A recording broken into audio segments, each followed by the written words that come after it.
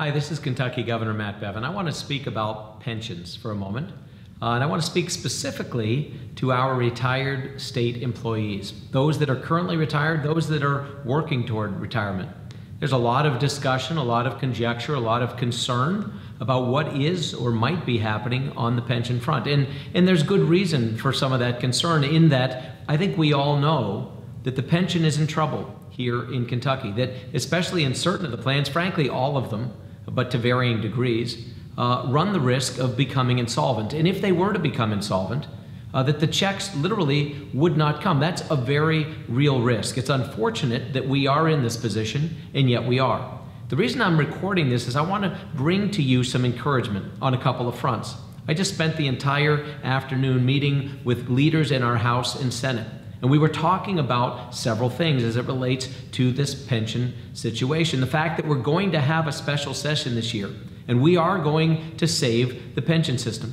I was grateful for the unified agreement to the fact that we are going to save the pension system. We're going to do everything in our power to do exactly that. We have a legal and a moral obligation to those of you that are retired to fulfill the promises that have been made to you.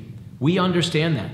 I want you, despite all the noise, all the static, all the hysteria, and some of the scare tactics that might be ginned up to the contrary, I want you to know that you have a legislature, and I'll speak for myself as the governor, who understand that we have an obligation, and we intend to meet that. We also have financial reality.